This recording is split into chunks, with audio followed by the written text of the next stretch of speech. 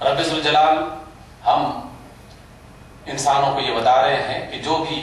علم کے میدان میں آگے بڑھنا چاہتے ہیں انہیں سمجھ لینا چاہیے کہ وہی عقل مند ہے، اور جو علم کے میدان میں قدم نہیں بڑھا رہے، سوچ نہیں رہے، در حقیقت عقل ان کے پاس موجود نہیں ہے، یا وہ عقل کا استعمال نہیں کر رہے، اور جو عقل کا استعمال نہیں کر رہے ہوتے در حقیقت وہ ایسے ہی ہوتے ہیں کہ جیسے ان کے پاس عقل موجود نہیں ہے۔ اس وجہ سے اللہ رب العزت نے رسول اللہ صلی اللہ علیہ وسلم کو جو تعلیم دی غور و فکر کرنے کی اور پڑھنے کی،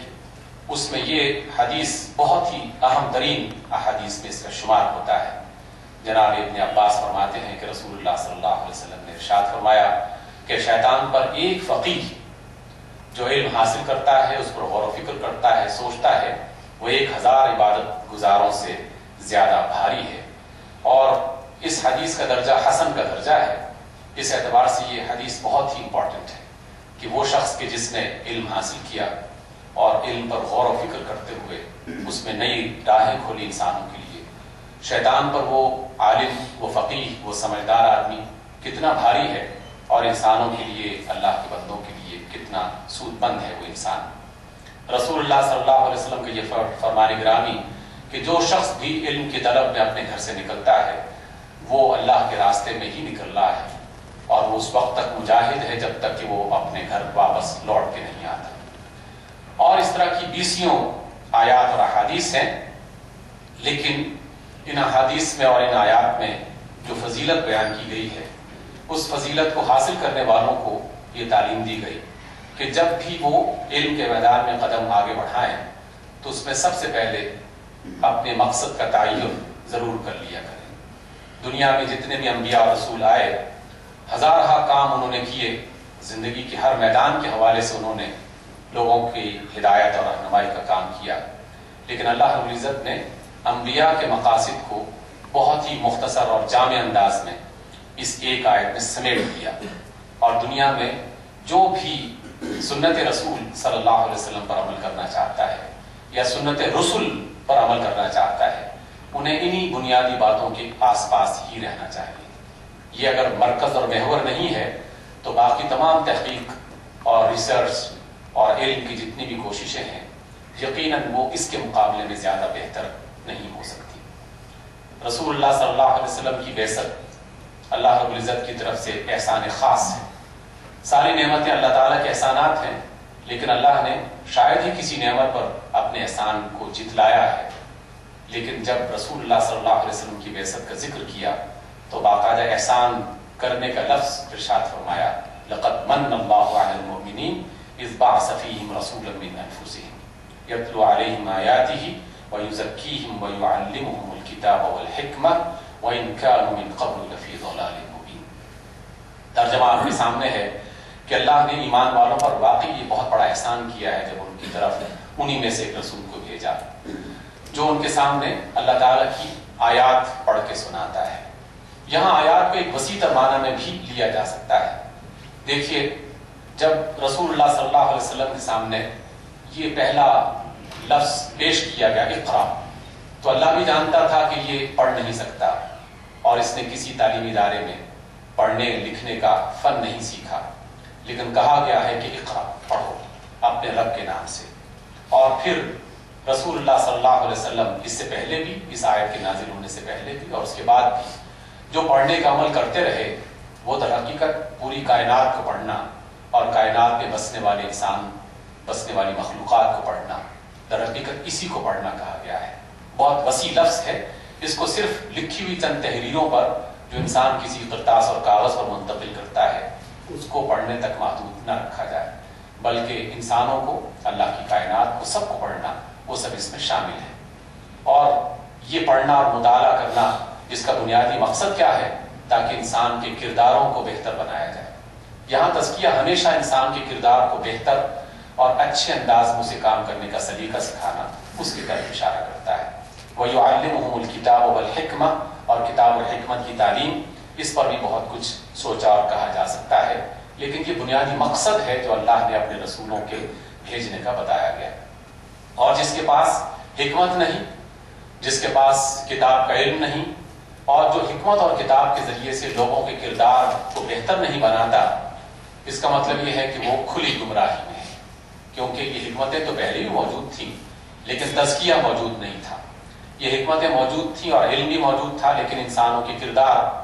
صحیح سمت میں نہیں چل رہے تھے یا ان میں بہتری کا عمل نہیں تھا۔ اسی وجہ سے اللہ نے فرمایا کہ وَإِنْ كَانُوا مِنْ قَبْلُ لَفِي ضَلَالٍ مُبِينٍ، اس سے پہلے وہ کھلی گمراہی میں تھے۔ علم و حکمت ایک ایسا مقصد ہے کہ جسے ہمیں اور ہم انسانوں کو اپنی زندگی کا سب سے بڑا مقصد بنا لینا چاہیے۔ آپ علیہ السلام کا یہ فرمان دیکھیے کیسا عظیم الشان ہے کہ تجھے اس حال میں شروع کرنے چاہیے کہ تو عالم ہو، متعلم ہو، علم سننے والا ہو یا علم سے محبت رکھنے والا ہو۔ کوئی پانچویں صورت ہوگی تو ہلاک ہو جاؤ گے۔ اور عطا جو ہے ایک بہت معروف اسکالر ہیں عالم اسلام کے، فرماتے ہیں کہ مجھے مثال ایک اور بڑے عالم ہیں، انہوں نے کہا کہ پانچویں بات کا اضافہ کرتے ہوئے ہمیں یہ بات سیکھ لینی چاہیے کہ وہ شخص جو عالم ہے، متعلم ہے، علم سننے والا، اس سے محبت کرنے والا ہے، ایک پانچویں بات یہ ہے کہ وہ علم اور اہل علم سے کبھی بغض نہ رکھے۔ جس نے بغض رکھا اور اس حال میں اس کی شروع ہوئی، یقیناً وہ بھی ہلاکت والا ہو جاتا ہے۔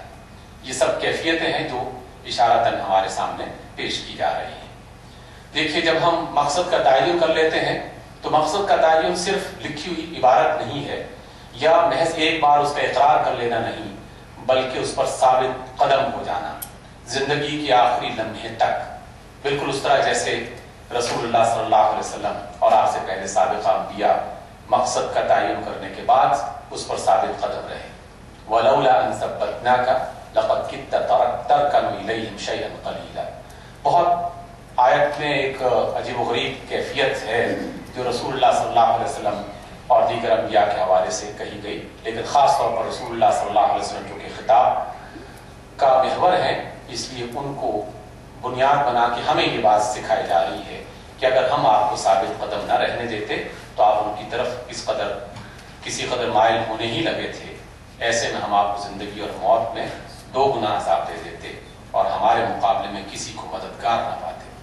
بڑی سخت آیت ہے جو در حقیقت اللہ رب العزت رسول اللہ صلی اللہ علیہ وسلم کے توسط سے ہمیں سکھا رہے ہیں، ہمیں بتا رہے ہیں کہ اگر اللہ کا فضل نہ ہوتا